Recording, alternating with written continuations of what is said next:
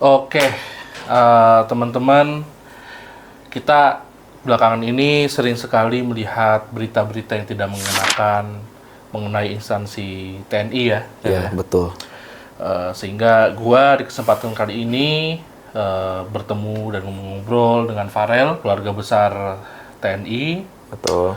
tepatnya TNI AD, yang berdinas dulu kakek ya, Rel ya? Kakek ya, betul. Kakek ya.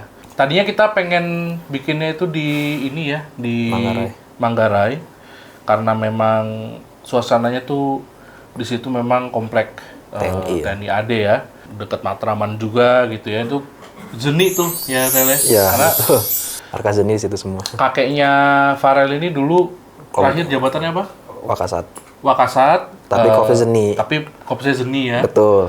Nah, mungkin kalau yang bagi kalian yang belum tahu, Zeni itu lebih ke Arsitektur. arsitek gitu. Jadi yang mendesain, merancang bangunan-bangunan militer itu adalah kakeknya Farel juga gitu. Ya, Bahkan bangunan-bangunan militer bersejarah ya, Rel ya, saat itu. betul. Jadi gua undang Farel ke sini, gua ingin mengajak berbincang Farel ini karena kan belakangan ini, Rel, banyak sekali berita-berita yang nggak enak. Betul. Udah penembakan bos rental ya, Oh ya. yang dilakukan oleh oknum TNI AL. Ada 3 orang tersangka ya. Betul. Lalu ada lagi penembakan apa namanya yang di Lampung. Ya, Lampung. Sama di Aceh juga ada tuh. Sama di Aceh juga ada. Makanya ini banyak sekali penembakan nih. Gua nggak tahu, mungkin lagi pingin tembak target apa gimana ini ya. Cuman intinya tidak bisa dibenarkan, teman-teman. Kita sedih ya, Rel ya. Kita sedih. Farel selaku keluarga besar juga sedih. Kenapa seperti ini? Seharusnya TNI itu bisa menjadi instansi yang berwibawa lah ya. Ya, berwibawa. Punya wibawa, punya apa namanya? Karena kan TNI itu adalah pribadi-pribadi yang unggul, pilihan, Betul. yang bisa menjaga kedaulatan dan keamanan negara gitu. Betul. Jadi kenapa malah membuat suatu hal yang chaos seperti ini gitu kan? Oke. Tapi kita nggak mau membahas kasus itu secara detail, melainkan kita akan ajak ngobrol Farel, bagaimana sih prajurit TNI saat Era kakeknya sendiri. kakeknya Farel ini masih aktif. Jadi mungkin boleh diceritakan, Rel, bagaimana saat itu, bagaimana perjuangan kakek lu gitu ya. Dan saat lu lahir, kakek lu udah pangkat apa tuh? Gua lahir kakek udah Brigjen. Udah jenderal ya? Udah bintang 1. Udah jenderal bintang 1. Ya, mungkin lu berarti hanya mendengar cerita-cerita kali ya dari keluarga. Oh, dulu kakek ini gini. Mungkin boleh diceritakan, Rel? Oke. Perjuangan kakek tuh dari Pasuruan tuh emang susah-susah juga ya, masuk Akmil ya pertama ya. Kan dia juga lulusan Akmil kan. Setelah 4 tahun mengabdi di Magelang, itu tuh sebelum dilantik presiden tuh dia harus milih korpsnya di Kodam atau Korem. Itu berarti lulusan tahun berapa tuh? Waduh, udah lupa kayaknya. Lupa ya, lama Udah lama banget. Soalnya nggak diceritain soalnya. Tapi emang udah lama ya. Habis itu kan pangkat keluar, dilantik presiden, itu dia harus sudah tahu di mana tempat dia tugas itu loh. Entah itu di daerah yang rawan operasi lah, entah itu ada yang senggang gitu kan. Dan beliau langsung ditempatkan di Zeni, Korps Zeni itu? Ya, tapi emang dia waktu tes itu di Akmil milih dulu. Pilih kan. Infanteri lah, ini kavaleri lah. Kan korpsnya kan banyak tuh angkatan darat kan. Kavaleri, polisi militer lah, infanteri, ada Arhanut, ada Armet. Tapi pas lulus kok dinyatakannya Zeni gitu loh. Oke. Emang kadang-kadang dapetnya nggak sesuai sama ekspektasi. Emang tujuan awalnya apa? Awalnya mau infanteri. Oke, lalu pas besok atau lusa pengumuman, tiba-tiba terpampang lah itu nama sama korps cabangannya. Oke. Tiba-tiba di bawahnya Zeni. Oke. Gitu. Oh, berarti dia harus tahu tentang bangunan-bangunan buat markas yang pertama kan. Entah itu mau dari gudang lah, mau dari kantor satuan-satuan TNI di mana-mana lah, sampai rumah dinas pun juga yang membangun juga Dia. Kopzeni juga gitu loh, sampai mes di mana-mana pun juga Kopzeni gitu loh. Dulu awal-awal kakek gue tuh dinas di Bogor pertama kali. Siliwangi pertama kali kan. Berpindah-pindah lah pokoknya. Kalau TNI kan juga kita harus tahu lah, pindah-pindah tugas kan emang udah kewajiban gitu kan bagi para prajurit kan. Setelah itu tuh awal-awal dia jadi komandan kompi lah itu. Itu pangkat Letu udah komandan kompi dia. Tapi emang banyak ini sih banyak kejadian juga di daerah-daerah area komplek Zeni itu tuh. Pernah waktu setelah dilantik itu ada istri prajurit nyamperin kakek gua sendiri. Kenapa? Katanya dengan alasan suami tidak menafkahi istri. Oh gitu. Jadi lapornya langsung kakek gue sendiri. Ini istrinya Bintara nih? Bintara. Ditanya sama kakek gue di pos itu. Jadi kadang-kadang kakek gue duduk dulu gitu kan. Ayo ibu sini. Ibu keluhannya apa misalkan. Jadi begini pak, sejak saya nikah tuh suami saya nggak pernah ngasih uang pak. Lah terus uangnya dikemanakan bu? Gitu kan. Suami saya dipakai buat judi lah inilah ketahuan kan. Akhirnya kakek gue minta ke istrinya, bu, coba suami menghadap saya, begitu. Akhirnya menghadap malam itu juga kan, dikasih tahu, nggak boleh pakai buat ini, nggak boleh pakai buat judi lah mending buat kebutuhan di rumah gitu. Akhirnya si suaminya mengerti, akhirnya istri juga minta maaf gitu kan, singkat ceritanya. Istri minta maaf? Minta maaf kepada kakek gue sama suaminya, sampai suami juga minta maaf juga. Oke. Karena udah nggak boleh tuh. Jadi memang dari dulu kalau masalah judi, karena kan terbaru adalah judi sabung ayam. Sabung ayam, betul. Itu memang sudah ada ya di TNI, ada kayak hype judi begitulah ya. Betul. Tren judi begitu. Jadi dari zaman kakeknya Farel masih menjadi komandan kompi katanya teman-teman. Kompi masih ada. Oke, lalu pindahlah ke Sulawesi kalau nggak salah. Oke. Sulawesi jauh juga ya? Jauh, perjuangan juga itu. Sulawesi sampai Kalimantan juga pindah juga tuh. Habis itu kalau udah pangkat perwira, mungkin ya pas lagi pangkat mayor tuh kakek gue mungkin udah di markas pusat Zeni waktu itu kalau nggak salah. Baru dari mayor ke letkol itu nggak perlu dekat sama presiden. Maksud gue nggak perlu Apa tuh? Nggak perlu kuliah kan kalau dari mayor ke letkol nggak perlu. Emang kan kadang-kadang. Cuman emang harus sabar aja sebenarnya. Sabar. Sempat jadi dandim pernah, tapi gue nggak tahu kota apa ya dulu. Dandim pernah, dan rem pernah. Nah, gue tuh lahir kan masih brigjen karena bokap gue dulu nikah aja waktu kakek gue masih kolonel dulu. Jadi bokap nikah sama nyokap lu ini? Iya. Kakek lu masih kolonel? Masih kolonel. Belum bintang tuh ya? Belum. Pas gue udah lahir, bintang. Baru? Iya. Oh jadi lu jebol nih, kakek lu bintang? Udah pangkat bintang 1. Oh hebat juga nih Farelnya. Berarti anak bintang nih. Itu pemberi kakeknya bintang. Karena dia lahir kakeknya udah bintang dapat bintang 1. Hebat. Iya, adek gue lahir kakek gue bintang 2. Nah, waktu dapat bintang 1 itu udah di Mabes TNI. Udah Mabes, itu menjelang mau pindah ke Makassar. Oh, terus pindah lagi ke Makassar. Jadi Pangdam. Oh gitu. Sempat jadi Pangdam. Sempat jadi Pangdam, Hasanuddin. Itu jadi Pangdam? Itu kan suatu pencapaian banget tuh, Ren. Iya banget itu. Itu pasti zaman itu tahun berapa ya berarti ya? Lu lahir kan? Itu berarti sebelum lahir ya? Sebelum lahir sih. 99 berarti? Ada mungkin, gue udah lupa. Antara 98, 99? Ya mungkin segituan lah, kayak gue jadi Pangdam. Itu politik banget tuh, tahun-tahun politik banget iya. itu. Itu lagi Makassar lagi keras-kerasnya itu. Lagi keras-kerasnya itu? Iya. Jadi terakhir tuh pangkat kakek lu apa? Letnan Jenderal.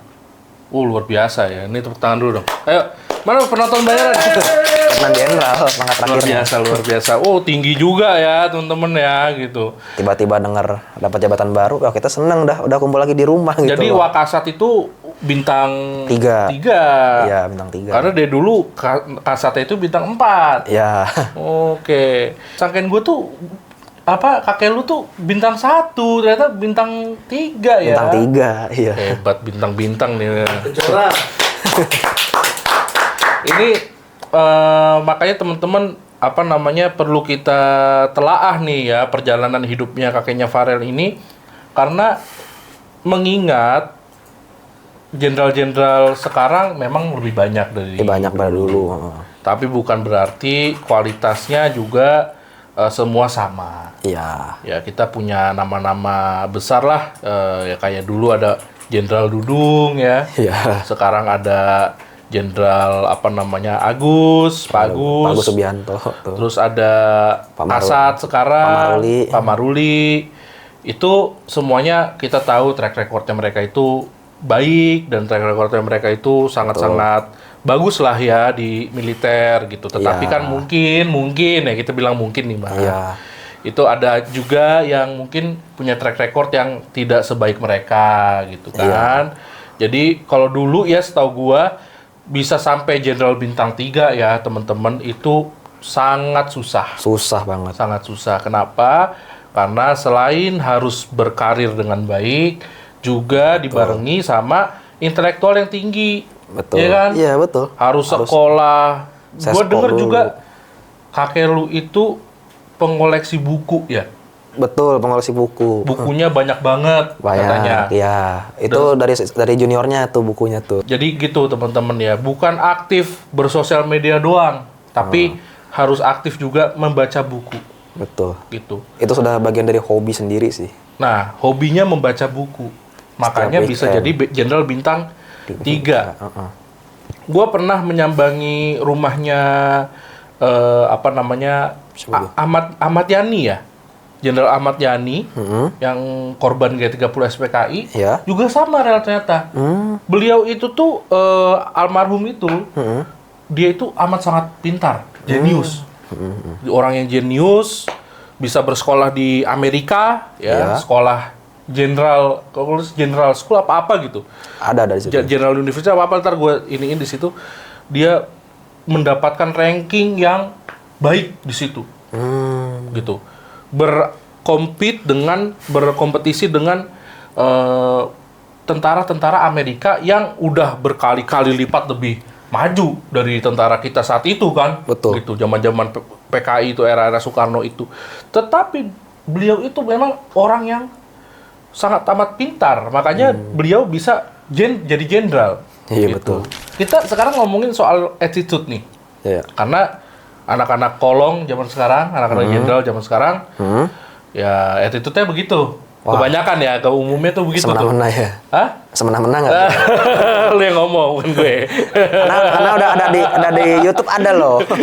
Gua udah sering Gue mancing aja. gua sering mantau soalnya, sering mantau. Maksudnya, iya begitulah ya. Iya, iya. Tahu sama tahu. Tapi maksudnya dulu itu gimana sih?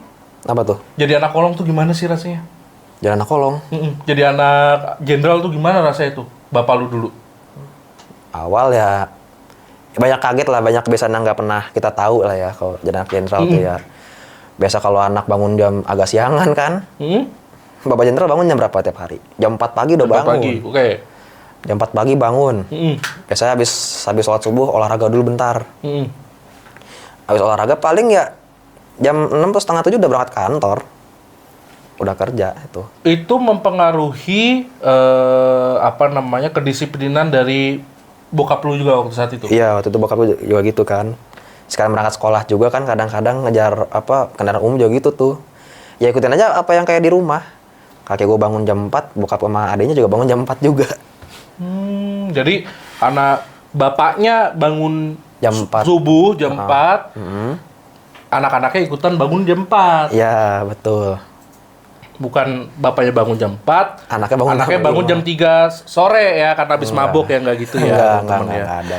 Gitu. Ya jadi itu berbeda sekali ya. Berbeda Tel, ya? banget. Apa sih sebenarnya kalau lu telaah gitu ya, kalau lu kira-kira nih, Iya. apa sih sebenarnya yang membedakan gitu, yang bikin beda gitu? Apakah sosial media, apakah anak jenderal dulu tuh lebih suka dibentak sama bapaknya gitu, bangun kayak gitu, atau gimana? Mungkin kan zaman sekarang, Dibentak enggak sih? mungkin kan zaman sekarang lebih bapak-bapaknya ini yang udah jenderal-jenderal ini lebih inilah sama anak, lebih soft spoken gitu ya, kayak soft sih. bangun nak gitu. Mungkin mungkin kalau dulu kan kayak misalnya bangun gitu. Jam berapa ini? Bangun gitu. Atau nggak langsung diguyur, bos gitu. Oh enggak ada. Enggak ya, enggak Enggak. gitu ya. Tapi apa yang menurut lu kayaknya ini deh penyebabnya nih gitu. Perbedaan ini. Perbedaan mungkin sosial media ya. Sosmed. Sosmed pertama. Oke. Atau enggak ya YouTube-nya dia beda biasanya. Kenapa sosmed? Kenapa sosmed? Ya mungkin dari gaya postingan dia aja mungkin. Oh, jadi harus punya citra ya kan sebagai Ya. anak jenderal harus bergelimang harta kayak gitu. Ada yang bilang bergelimang harta kan nggak boleh itu harusnya. Itu sebenarnya nggak boleh ya. Nggak boleh. Gitu. Ada yang nyewa private jet. Nah, nggak boleh Nggak juga boleh tuh. ya. Jadi sosial media. Sosial media. Ini menarik nih karena sosial media ini love hate relationship sebenarnya sama kita ya. Karena Iya. di satu sisi kita itu perlu sosmed untuk menunjang aktivitas sehari-hari. Betul. Tetapi di lain sisi kalau kita lihat sosmed rasanya kurang mulu ya nggak sih? Iya betul. Iya kan? Lu ngelihat Ronan makan steak, lu di rumah makan nasgor, lu akan rasa kurang kan? Akan rasa kurang. Ronan makan steak nih, ya kan? Gua cuma makan nasgor gitu, malah nasgornya nasgor mahal juga gitu. Tapi kan ini ada perasaan, oh gua harus makan steak juga nih gitu. Mungkin itu yang menyebabkan anak-anak jenderal zaman sekarang tuh jadi pada begitu ya, Ya ada hedonisme ya. gitu. Harusnya nggak boleh dunia TNI itu. Nggak boleh ya, Nggak boleh. Hidup sederhana. hidup sederhana, Nggak boleh boros. nggak boleh sama- boros. Apalagi Ren? Apalagi ya. Jangan menghamburkan uang. Yang menghamburkan uang, ya nggak boleh boros. Nggak boleh. Hidup sederhana. Sesederhana apa sih dulu saat kakek lu jadi jenderal? Ya, Bisa diceritain mungkin boleh. rumahnya seperti apa, mobilnya seperti apa? Rumah aja dulu mungkin masih rumah dinas ya, yang kayak nempel ke samping gitu loh. Oke. Dulu masih pakai motor mana-mana, belum pakai mobil. Jenderal? Enggak, kakek gue dulu waktu masih Enggak. Oh, kalau jenderal enggak? Jenderal nih, waktu udah jenderal. waktu jenderal mobil dapat tapi satu doang. Rumahnya gimana deh rumahnya? Rumahnya pasti udah nggak dempet dong. Ngedempet. Udah nggak dempet. Sempit yang ada sempit. Hah? Jenderal rumahnya sempit dulu? Ada yang bilang sempit. Tapi gua ke rumahnya Jenderal Ahmad Yani itu juga sebenarnya emang gedean rumah gua yang di Manggarai sih. Iya. Jujur aja emang segitu doang gitu loh. Nggak sempit juga ya. Cuman punya pekarangan aja gitu. Ya Iya. sama sih di Manggarai juga punya pekarangan ya. Emang lebih gede rumah gua tuh di Manggarai itu dibanding rumah dia. Jadi ya sederhana lah. Sederhana lah, rumah satu sederhana. lantai Iya, gitu satu lantai. ya. Oke. Nah, mobilnya apa nih, Rel? Dulu waktu itu. Wah, gue lupa mobilnya. Lupa? Kalau bintang 1 kan sekarang pakai Pajero. Gue dulu nggak tahu apa kalau bintang 1. Kalau bintang 2 waktu di Makassar itu pakai LC mobil dinasnya. Udah LC. Udah LC Land Cruiser mobil dinasnya. Prado. Prado sama yang XV tuh. Udah ada ya dulu ya? Kayak ada dulu. Tapi yang jadul punya ya nggak tahu juga sih. Waktu jadi Pangdam. Jadi Pangdam. Oke, terus? Pas udah jadi Wakasat mungkin ya. Kan cuma dulu mikirnya mobil dinas doang. Akhirnya belilah tuh satu mobil tuh. Jadi kayak apa ya, belajar punya mobil juga gitu ketimbang yang lain juga. Oke. Kayak beli Alphard lah, Innova lah. Kalau LC yang Cygnus itu bukan itu tahun-tahun Iya, harusnya kalau pedet koreknya segitu ya. Cygnus ya. Siklus mungkin sih. Oke. Pangdam. Ya, intinya itu mobil dinas lah ya, mobil Ya. dinas. Nah, terus apa namanya? Kalau mobil pribadi gitu suka ada Alphard paling ya. Alphard sama Innova Tapi sih. itu pun setelah bintang 3. Setelah bintang 3. Ya inilah ya apa namanya make sense lah gitu. Iya. Nggak yang sangat-sangat mahal itu gitu ya. Iya. Nah, lu tadi bilang kayak dari bokap lu itu nggak pernah dibentak-bentak, nggak pernah di ini. Tapi gua ngelihat, gua kan juga pernah lihat bokap lu ya. Ya. Nah, bokap lu ini gue lihat tuh kayak orangnya tegap, Ya. ya, rapi, groomingnya bagus. Gua salut juga sama bokapnya Farel gitu ya. Orangnya tuh kayak tertata gitu loh. Oh iya. Apa yang ditanamkan sama bapaknya gitu, sama kakek lu saat itu? Apakah ada nilai-nilai militer yang ditanamkan sehingga bapak lu ini hidupnya seperti itu sekarang? Emang udah diajarin dari dulu. Contohnya? Kayak apa, tegap iya, kayak rapih banget tuh orangnya tuh. Makanya kalau gue liat kakek jenderal di rumah sama bokap tuh orangnya rapih, nggak pernah berantakan gitu hidupnya. Jadi kayak jabatan apa aja tuh ya terserah aja gitu, siapa yang ngasih dia yang dapat. Jadi kayak cara melipat pakaiannya, Iya, cara melipat pakaian. sapu tangannya, Betul. cara menggunakan dasinya, itu mencontoh kakek lu yang seorang militer. Betul. Tuh teman-teman ya, sekarang malah pada anak-anak skena semua. Jangan main-main Anda. Anak-anak skena semua, bapak lu jenderal, lu anak sken. Anak nggak boleh begitu tuh. Astagfirullah. Makanya teman-teman inilah bedanya di saat zaman dimana belum ada sosial media ya. Iya. Role model dari anak-anak itu adalah orang tuanya. Sekarang udah ada sosial media, role model anak-anaknya adalah siapa? Sekarang siapa yang paling influence nih, anak muda nih?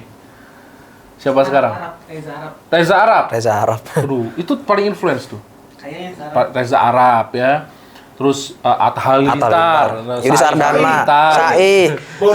Sardana, Yudi Sardana juga tuh. Yudi Sardana lagi, gue nggak tahu tuh siapa. YouTuber Bali. Apa itu ya, kayak gitu-gitu ya. Jadi maksud gue adalah ini juga peran orang tua di sini penting. Iya.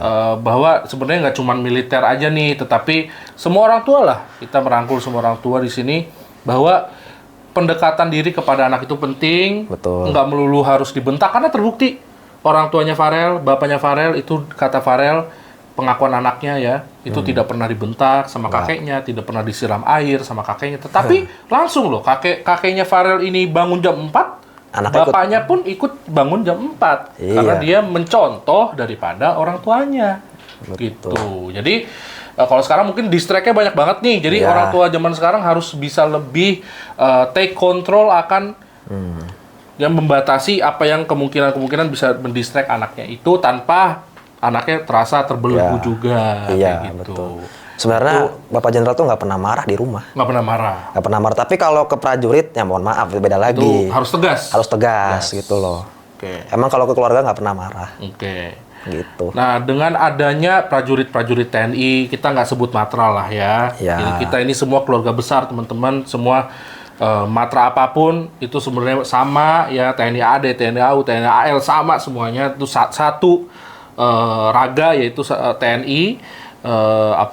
Dengan banyak oknum TNI yang menembak, yang Iya. mencuri, yang jualan barang haram, yang judi sabung ayam, itu akhirnya role model penerus bangsa ini jadi rusak. Padahal bapak-bapak TNI sekalian ini, kakak-kakak TNI yang ganteng-ganteng ini kan adalah sorotan publik, kan adalah role model bagi anak-anak zaman sekarang, kan seperti itu ya. Jadi Betul. seharusnya mencontohkan yang baik gitu, Iya. yang benar gitu. Kita sudah hopeless dengan instansi yang sebelah, jangan sampai kita hopeless juga sama instansi yang ini gitu ya. Betul. Ada pesan-pesan sebelum kita closing mungkin Rel, untuk TNI biar gimana ke depannya?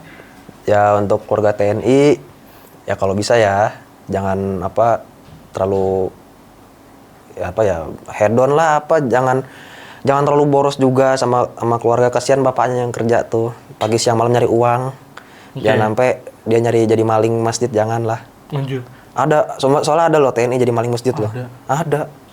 Maling uang kotak amal tuh, kejadian itu. Oke, jangan maling. Jangan maling, kalau bisa kemana-mana tuh naik pesawat tuh jangan pakai bisnis kelas terus kalau mau. Soalnya ini buat kederhanaan TNI ya, maksudnya ya. Kakek gua aja dulu jadi Harus jenderal sederhana aja, ya? iya. Harus sederhana. Kemana-mana aja naik Garuda aja nggak pernah pakai bisnis kelas. Oke. Nah kayak ekonomi, sampai kemana-mana pun, baik luar negeri pun juga pakainya ekonomi. Oke, thank you Farel Yuk. atas waktunya. Siap, Sampai jumpa di podcast selanjutnya. bye-bye.